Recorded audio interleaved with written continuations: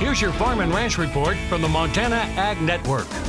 And good morning, friends. It's time for your Farm and Ranch news. Well, President Trump has signed a couple of new executive orders that he says will help provide a little bit more clarity along with transparency to often daunting and complicated federal regulatory processes.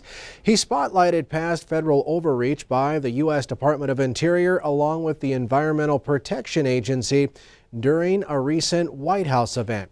Now, Nevada Public Lands rancher and Eureka County Commissioner J.J. Goycochea attended the event last week, and afterwards I talked with J.J. about the opportunity to advocate for his industry at the highest level. No, that's for sure, Russell. We didn't want to miss this opportunity. This is what happens when you continue to stay engaged and move forward. We were lucky enough to have some local government representation there. Obviously, NCBA and PLC have been involved in some regulatory conversations with this administration.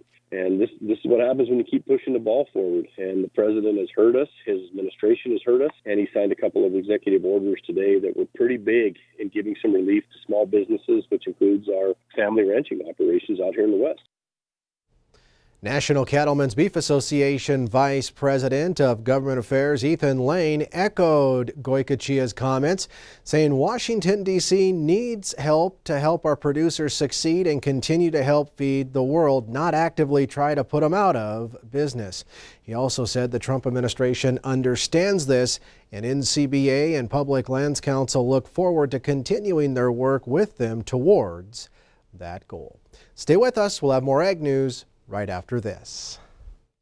Get ready for fall with this exclusive Cooper Tire offer only from Tire-Rama. Buy a set of qualifying Cooper tires between September 9th and October 19th and receive up to a $100 rebate instantly. Choose from a wide selection of Cooper tires, including the Discoverer SRX, ST Max, STT Pro, and AT3 line, as well as a highly rated CS5. Roll into fall with a new set of Coopers and an extra $100 in your pocket. Visit your neighborhood Tire-Rama or Tire-Rama.com today for more details.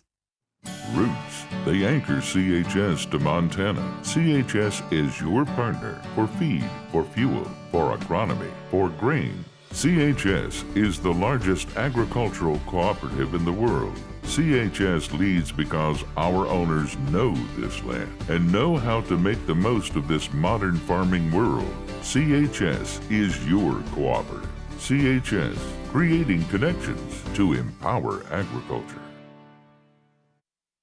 Well, August beef exports this year were a little bit below the record large numbers we saw in August of last year.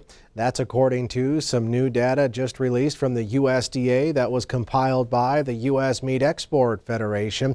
August beef exports totaled just over 114,000 metric tons, or a 4% drop from the large volume of a year ago.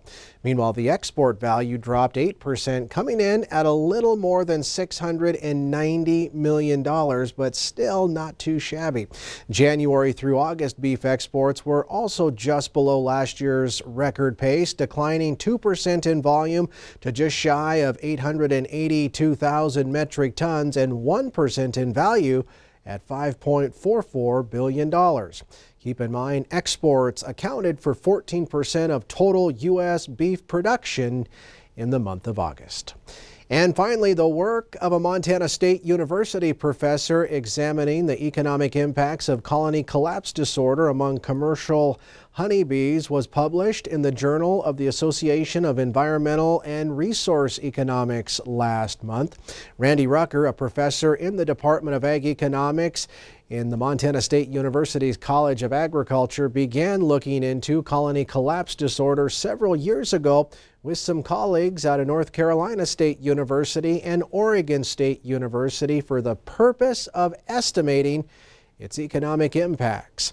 Now, the onset of the disorder was certainly an unexpected shock to commercial beekeeping and pollination markets that first received national attention in the winter of 2006 and 2007, when mortality rates were estimated to be almost 30%.